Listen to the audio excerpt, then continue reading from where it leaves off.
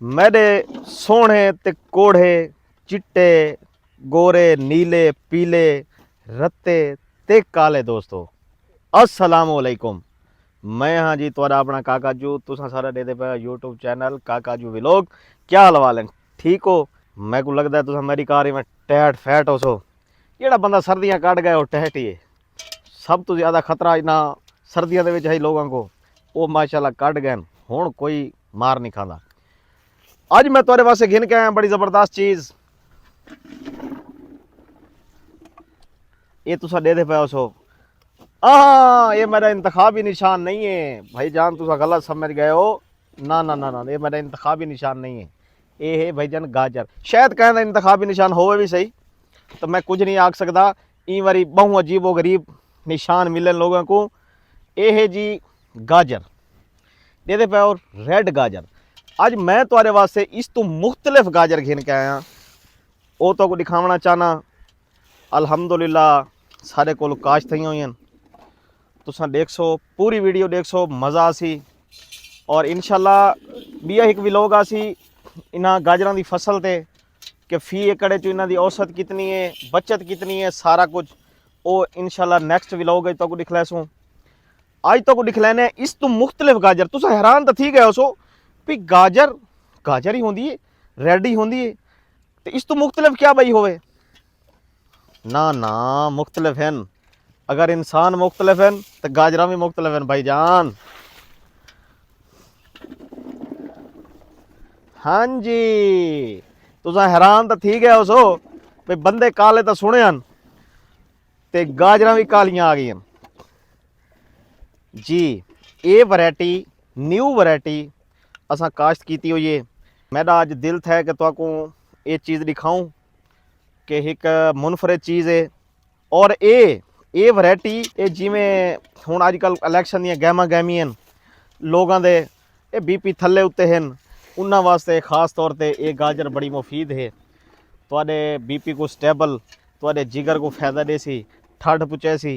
ये कलर जी जी भाईजान परेशान नहीं थी होना। मैं कट्ठे चाहिए खड़ा, मत आखो कि ये जड़ा ना कोई इफेक्ट लाई खड़ा है या कुछ बिया की खड़ा। ना ना भाईजान, ये तुसा देखो वाजिया देते पे हो। ये है काली गाजर। ये अल्हम्दुलिल्लाह सारे को काश्त थी हुई है और ये स्पेशली तौर पर काश्त करवाई गई है। इस बारी साढ़े को नवा बीज आए, असा काश्त करवाइए स्पेशल बहुत दूरों मंगवाया इसे। और नेक्स्ट टाइम वास्ते असा ये बीज तैयार करेंदे पे हैं, जिन्ना भाइयों को जरूरत हो सी मिल सी इंशाल्लाह। सरदार साहब ये कालियां गाजरा खा के तो रंग काला थी वैसा। नहीं भाईजान, ये रेड थी सी, रेड। अच्छा हाँ, कदाई जेडे अंदरों लोग काले होने उन्ना उडिटे ही करे जगलू चिट्टे होने भाईजान। असा लोग तो जम्मू खाई में मुंह जो रतवल थींदी है ते आज तक गाजरा जो खा के रतवल याद है जी। ये तो बिरा तारा रंग ही में थिया वैसी देख गिनो रंग ही में थिया वैसी। असा तो दूजी खासो जी भाईजान, ये तुम्हारे सामने ना खा के दिखलाने गणे मतन तुरा को हाले भी डाउट कुछ लोग को हाले समझ ना दी पियो सी, शायद भी असा को गलत बयानी खड़े करने।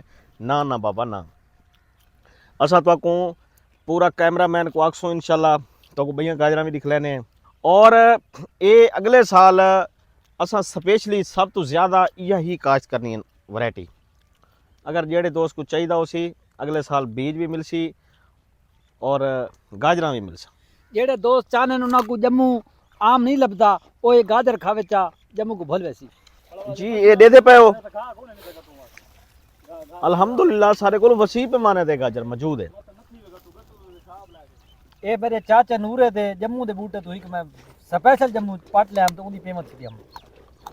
ये चाइना चो मंगवाया, चाइना चो यार। चाइना चो भी जरूर आया उसी कुछ काश असा जाम नु दे यके तोड़ के उन्हां को कलमा ला के पेमेंट कराया से भाई उन कि जम्मू तो को पेमेंट करवाया इसे। इन्हां दे मुंह दा रंग देखो चा, जम्मू को देखो चा, गाजरा को देखो चा, गाल था हिक पेमेंट वास्ते रात करे सो भी निकाल वास्ते हां कने।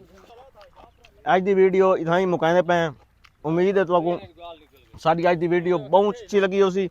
इंशाल्लाह अगला व्लॉग आसी उनके विच असां गाजर की फसल के बारे मुकम्मल दसेसूँ, इंदी भी एवरेज के बारे दसेसूँ, लाल वैरायटी जी है उनकी भी एवरेज के बारे दसेसूँ इंशाल्लाह। तो मिलते हैं अगली वीडियो उतनी देर तक अल्लाह हाफिज।